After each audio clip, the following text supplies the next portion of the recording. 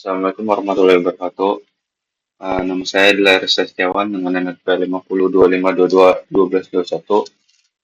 Ya, saya hari ini ingin menjelaskan jawaban dari atas PBO. Jadi, yang pertama itu soalnya disuruh menjelaskan dan perbedaan dari kelas dan objek. Kelas ini secara definitif itu adalah sebuah template atau blueprint atau bisa dibilang juga kayak wadah yang mendefinisikan struktur atau perilaku, ada atribut atau metode dari objek yang akan dibuat di kelas itu sendiri. Jadi objek itu secara singkatnya objek itu isinya, kelas itu wadahnya. Di dalam kelas itu terdapat beberapa atribut, metode, ada konstruktor juga, dan objek itu sendiri yang akan nantinya di-extend dari sebuah kelas. Setiap objek yang dibuat dari kelas memiliki salinan atribut dan dapat menjalankan metode yang didefinisikan dalam kelas. Seperti ini contohnya. Di sini ada objek yang saya buat di sorry, class yang saya buat, class mobil. Dia punya atributnya, ada merek, ada warna, ada tahun, ada konstruktornya, ada metodenya, terus dipanggil di main. Terus objek sendiri memiliki definisi instan atau perwujudan nyata dari sebuah kelas. Objek adalah entitas yang dibuat berdasarkan blueprint yang didefinisikan dalam kelas. Dia punya atribut, dia juga punya metode. Karakteristiknya, dia itu state atau keadaan objek digambarkan oleh nilai-nilai atribut yang dimilikinya. Seperti misalkan kelasnya mobil. Keadaan objek tersebut bisa diwakili oleh seperti warna, karena punya warna mobil, punya merek, punya tahun. Terus perilakunya bisa memiliki kayak function kayak jalan, klakson, atau berhenti gitu. Terus ada identitas, setiap objek memiliki identitas unik yang membedakan dari objek lain. Identitas ini adalah yang memungkinkan objek di Java dikenal secara unik di memori. Nah, cara membuat objek di Java itu dengan memanggil keyword new. Ini saya pakai kode yang sama dan saya membuat objek mobil lagi dengan memanggil Toyota merah 2020. Sayangnya ngeblur. Oke. Terus yang kedua itu ada struktur kelas. Yang kedua itu membuat aplikasi dari Coffee Machine. Saya membuat 3 struktur kelas. Jadi 3 struktur kelas itu ada Coffee Machine, Coffee, dan main. Terus kelas utama Coffee Machine itu ada itu kelas utama yang menangani logika pembelian. Terus Coffee itu ya Coffee buat kelas kopinya. Terus main itu ngejalanin semuanya. Ini Coffee Machine punya atribut name sama price, terus ini konstrukturnya, terus ini getter-nya buat ngambil name sama price-nya. Terus sebentar, ini apa ya? Ini Coffee Machine. Coffee Machine itu dia sebentar. Enggak gitu ya. Iya, enggak sama sih.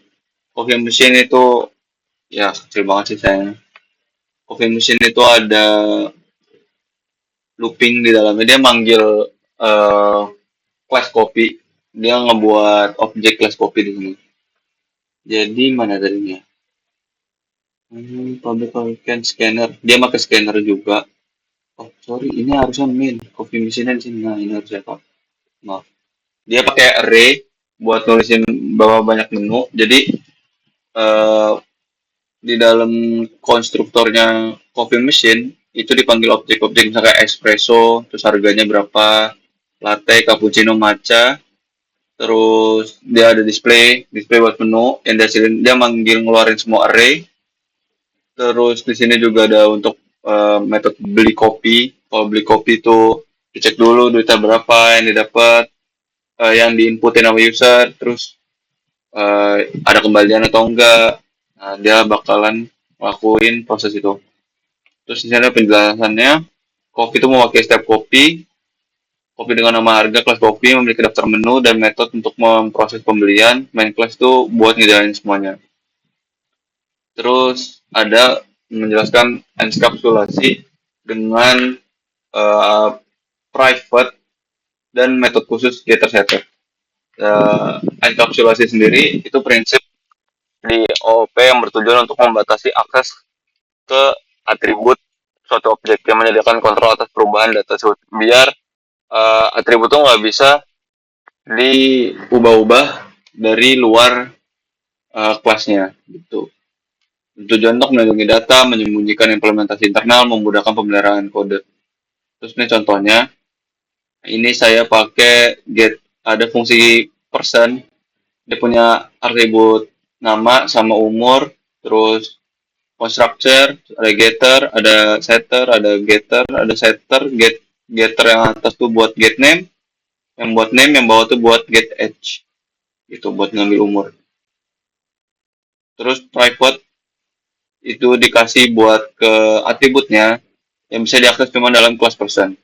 Terus getter, setter untuk ngambil, getter itu buat ngambil, setter buat ngeubah nilainya. Terus ini penjelasan contoh penggunaannya. Dari main di sini membuat objek yang person, terus mengakses atributnya, mengubah atributnya, terus ya di print out. Terus yang keempat ada kelas bank akun. Kelas bank account ini soal report itu disuruh membuat bank account, aplikasi bank account gitu. Nah ini ada kelas-kelasnya, saya buat kelas bank account yang isinya ada post structure seperti biasa, terus ada attribute balance, terus ada deposit, ada withdraw. Ya, di dalam bank akun itu ada fungsi deposit sama withdraw, terus ada juga fungsi get balance, getter buat ngambil balance-nya. Terus customer, di dalam customer itu ada nama sama ngambil dari bank account lagi, akun bank yang sini. Terus constructor, terus deposit, ya, terus ada withdraw juga, terus ada check balance. Penjelasannya di sini, kelas ini mengelola akun bank dan memiliki atribut saldo atau balance. Menyediakan metode deposit untuk penyaluran dan withdraw untuk penarikan serta validasi dasar seperti jumlah deposit dan penarikan harus positif. Kalau negatif tuh nggak cukup, berarti dia ngeluarin error. Kelas customer, kelas ini memiliki nama pelanggan sama objek dari bank account itu sendiri. Terus ada metode ini, deposito account sama withdraw. Terus ada check balance. Ini mainnya, ya kayak biasa. Terus di kelima, kita disuruh buat desain kelas diagram dari sebuah aplikasi trip gitu, trip. Ya, di sini saya atributnya pakai destination, distance buat class trip. Ada cost per km, ada passenger, ada minimal passenger. Terus metode ada calculate total cost, add passenger, cancel trip, print passenger list. Terus passenger tuh ada atributnya dan nama sama metode get name. Ada trip manager, itu ada trips yang ngambil dari trip apa namanya, jadi kayak ada daftar perjalanan gitu. Terus ada add trip, ada cancel trip. Jadi trip manager mengatur trip mempunyai passengers dan memiliki passenger. Seperti ini kelas diagramnya. Jadi penjelasannya, kelas trip itu bertanggung jawab atas atribut utama seperti destination, distance, sama cost per km. Memiliki daftar penumpang dan metode menambah penumpang, menghitung biaya, dan membatalkan perjalanan jika jumlah penumpang kurang dari minimum. Kelas passenger itu ada name sama objek passenger ditambahkan ke daftar penumpang di dalam kelas trip. Kelas trip manager itu mengelola untuk daftar perjalanan, seperti kayak nambahkan pakai add trip atau cancel trip gitu, Pak. Saya rasa cukup. Terima kasih. Assalamualaikum warahmatullahi wabarakatuh.